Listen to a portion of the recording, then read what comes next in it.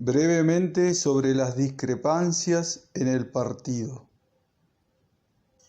La socialdemocracia es la fusión del movimiento obrero con el socialismo. Carlos Kautsky.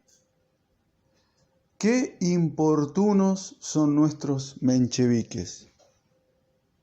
Hablo de los mencheviques de Tiflis.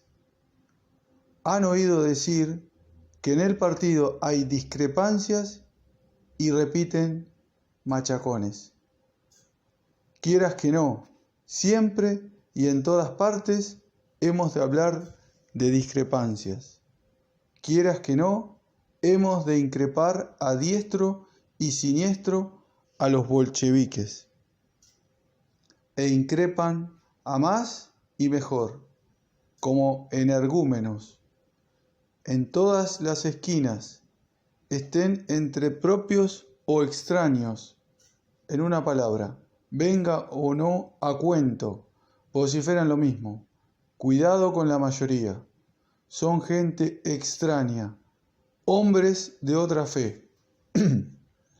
No contentos con el campo ordinario, entre comillas, de su actividad, han llevado el asunto a las publicaciones legales y han puesto así, una vez más, de manifiesto su importunidad.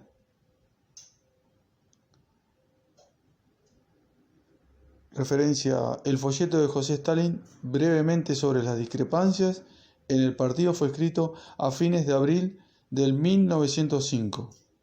Era la respuesta a los artículos de Sordaña, mayoría o minoría.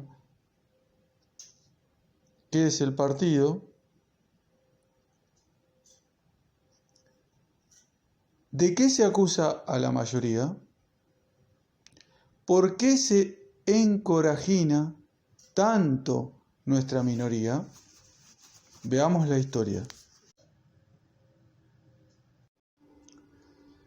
La mayoría y la minoría surgieron por primera vez en el segundo Congreso del Partido 1903. Fue el congreso en el que nuestras fuerzas dispersas debían agruparse en un partido único y poderoso. Nosotros, los activistas del partido, ciframos grandes esperanzas en este congreso. Por fin, exclamamos con alegría, llegaremos a la unificación en un solo partido y podremos actuar con arreglo a un solo plan. Naturalmente que ya actuábamos antes, pero nuestras actividades eran dispersas y carecían de organización. Ya antes habíamos intentado unificarnos. Precisamente para ello convocamos el primer Congreso del Partido, 1898. Y hasta llegamos a unificarnos en apariencia, pero esta unidad existía solo de palabra. El partido continuaba fraccionado en diferentes grupos. Sus fuerzas todavía se hallaban dispersas y necesitaban la unificación. Y el segundo Congreso del Partido debía agrupar las fuerzas diseminadas y fundirlas en un todo. Debíamos crear un partido único. Pero de hecho resultó que nuestras esperanzas eran hasta cierto punto prematuras. El Congreso no pudo darnos un partido único e indiviso. Tan solo sentó los cimientos de tal partido. En cambio, el Congreso nos mostró claramente que en el partido existen dos tendencias. La tendencia de Iskra, se trata de la vieja Iskra, y la tendencia de sus adversarios. De acuerdo con esto, el Congreso se dividió en dos partes: mayoría y minoría. La primera se adhirió a la tendencia de Iskra y se agrupó en torno a ella. En cuanto a la segunda, como adversaria de Iskra, ocupó la posición opuesta. Así pues, Iskra se convirtió en la bandera de la mayoría del partido y la posición de Iskra pasó a ser la posición de la mayoría. ¿Qué camino seguía Iskra? ¿Qué defendía? La chispa se refiere, en el caso de Iskra, primer periodo clandestino marxista de toda Rusia, fundado en 1900 por Vladimir Lenin. Continúo.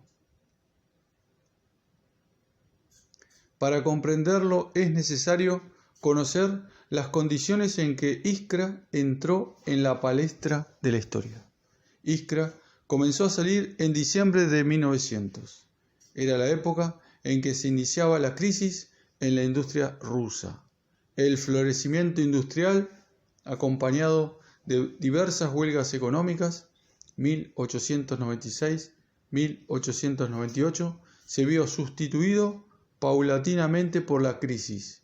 La crisis se fue agravando de día en día y vino a obstaculizar las huelgas económicas. A pesar de ello, el movimiento obrero se abría paso y avanzaba.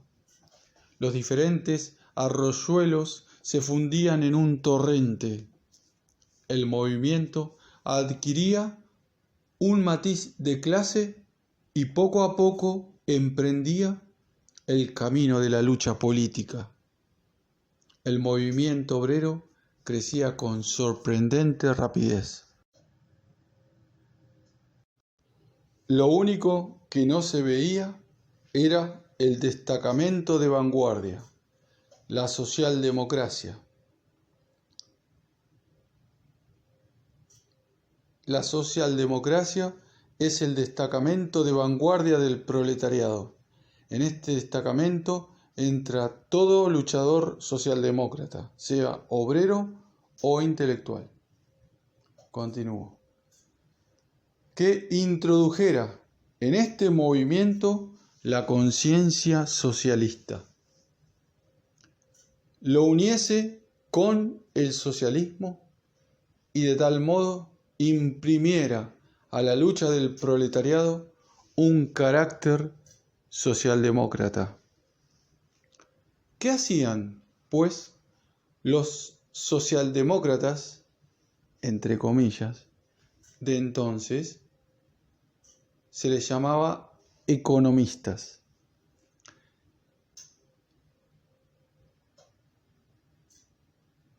Incesaban el movimiento espontáneo, insertaban, supongo que querrá decir, ¿no? Y repetían con toda despreocupación: la conciencia socialista no es tan necesaria para el movimiento obrero. También sin ella, éste alcanzará felizmente su meta. Lo esencial es el propio movimiento. El movimiento lo es todo, y la conciencia una nimiedad. Un movimiento sin socialismo. A eso tendían. ¿En qué consiste, pues, en tal caso, la misión de la socialdemocracia de Rusia? Debe ser un instrumento dócil del movimiento espontáneo, afirmaban. No es asunto nuestro introducir la conciencia socialista en el movimiento obrero. No es asunto nuestro ponernos al frente de este movimiento. Sería ejercer una violencia infructuosa. Nuestro deber consiste tan solo en seguir con atención el movimiento y señalar exactamente lo que ocurre en la vida social. Nosotros debemos ir a la saga del movimiento espontáneo. En una palabra, la socialdemocracia era presentada como un lastre superfluo en el movimiento. Quien no admite la socialdemocracia no debe admitir tampoco el Partido Socialdemócrata. Precisamente por eso los economistas afirmaban con tanta obstinación que la existencia de un partido político del proletariado en Rusia es imposible. Que se ocupen de la lucha política los liberales, decían. Esto es más propio de ellos. ¿Y qué haremos nosotros, los socialdemócratas? Nosotros debemos seguir existiendo como hasta ahora, en forma de círculos dispersos y actuar aisladamente, cada uno en su rincón. No el partido, sino el círculo, decían ellos. Así, pues, de un lado, el movimiento obrero crecía y necesitaba un destacamento dirigente de vanguardia. Y de otro lado, la socialdemocracia, representada por los economistas, en lugar de encabezar el movimiento, se negaba a sí misma e iba a la saga del movimiento. Había que exponer públicamente la idea de que el movimiento obrero espontáneo sin socialismo equivale a un vagar en las tinieblas, que si conduce algún día al objetivo, nadie sabe cuándo será ni a costa de qué sufrimientos, y que, por consiguiente, la conciencia socialista tiene una importancia muy grande para el movimiento obrero. Había que decir también que la portadora de esta conciencia, la socialdemocracia, está obligada a introducir la conciencia socialista en el movimiento obrero, a marchar siempre a la cabeza del movimiento y no contemplar el movimiento obrero espontáneo al margen de él, no ir a la saga. Había que expresar asimismo la idea de que la obligación directa de la socialdemocracia de Rusia es reunir los diferentes destacamentos avanzados del proletariado, agruparlos en un partido único y poner fin, así de una vez para siempre, a la dispersión del partido. Y fue Iskra la que emprendió precisamente el cumplimiento de estas tareas.